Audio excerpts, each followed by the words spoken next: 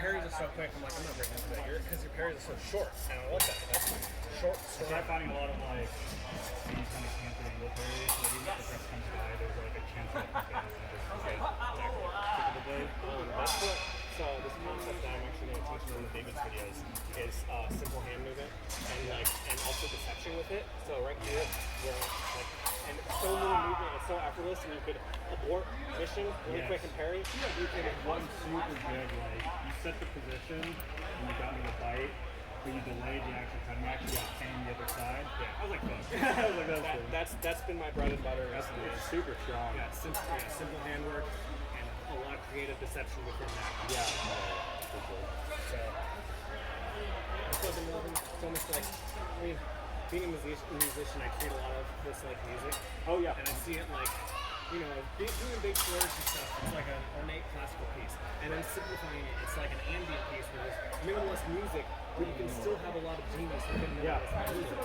So, and sometimes it's clearer too, because the person that's listening to your opponent, that can be much easier for them to get what you're trying to say, as opposed to, someone says an Irish shit. And you can be reductive, they're open, but there's no clear path of resolution for the person fencing them, because they're so unfamiliar with position. Yeah. But give them something simple, and they'll bite. Exactly. They're like, if they might bite more on a subtle thing because they try to read into it. Yeah. And so I see, like, people try to change guard and provoke that way. It's like, this is changing the guard. I can provoke you by doing this. And then you might cover that side. You might flinch. That was actually one of them. Where first movement, you took to that side, and I was going here the whole time. So, exactly. Simple shit like that. Exactly. It's also like treating those positions as more specific staging points. Yeah. Because we always think of like high top staging for high cut, or like oxen staging for its wear. But we sometimes lose these middle positions as like you don't have to be obvious if you go to I'm staging right here each time, and every parry, my hands are ready to step forward, and only. And way better potential energy from here as opposed to some of these other positions. When I keep it all calm, not only do I have leverage of body positioning. You also cover the line of opposition too. Exactly. I'm moving my tip faster with my body and keeping my hands only moving forward. I don't need to do this. I can keep them right here to go that. Yeah, for sure. That's what I've been working on in my backyard this whole year. Yeah. It's good, man. It's money. It definitely got me biting on angles. I think I did not good or bad for me, or for you, honestly, but I was so conservative on the measure that I luckily didn't have as many positions that I was getting strapped into, but equally I didn't have as many that I could generate my own from. I think a couple of them gave me too much respect. I think your advances were really threatening, and I froze, and you're like, we got it. Yeah. That's the thing that I need to work on is sending. I'm not very good at sending it. So I love the way you dance. It's I'm better at retreating fast and getting out there. My advances are a little slow. And Champ's ass was in the way. Sorry. Did you guys see that? No. That was incredible. But yeah, I love the way you dance because it's really threatening. I need to add that. I need to be more threatening on my offense like that. I'm super worried about, especially when people advance. It's always.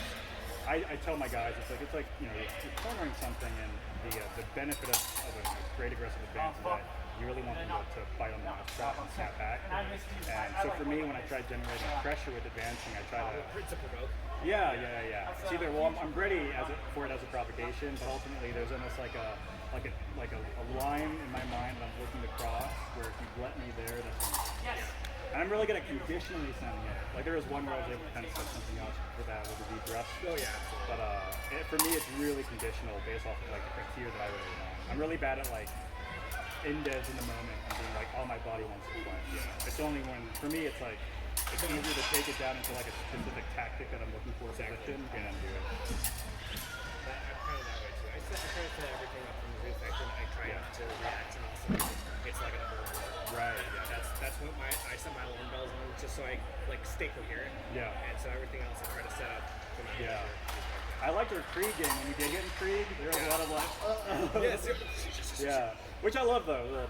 There's a healthy amount of respect for it too. And we're both obviously fast enough that if any of us probably took a shot there, we'd probably be getting over on.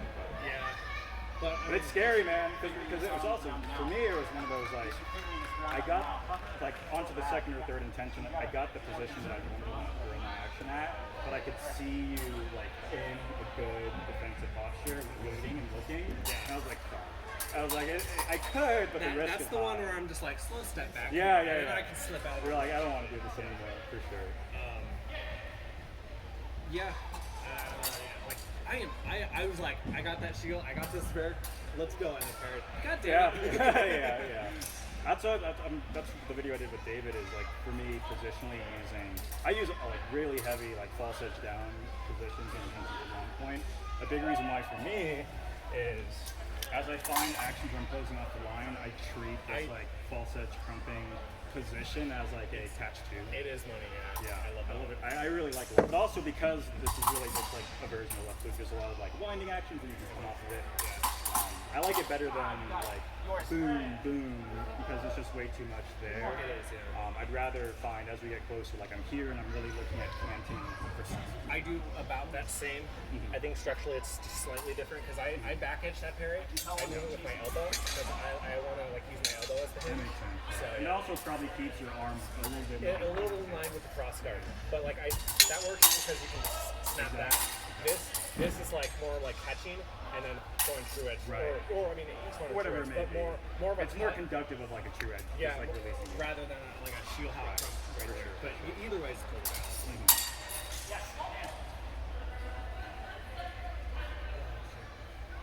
Did you watch them to do long shot? A little bit. He's asking what the moves are. I'm like, you probably did. Levi, literally, I had only a couple of Really? He's good. I fenced him twice in Rapier so far, and what felt the most obvious to me is it wasn't necessarily his thrust engaging, because it's fast, but like if we fence it like a high enough long shot, I feel like when I started looking at it and looking for it, it wasn't a problem, but it was getting past the tip. Like I had a really hard time setting anything up with enough credibility that like it would actually go through that.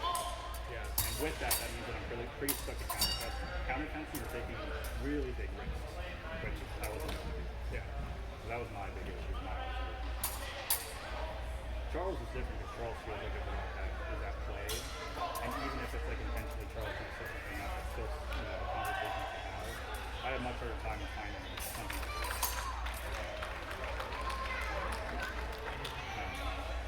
I still gotta get Charles. Yeah.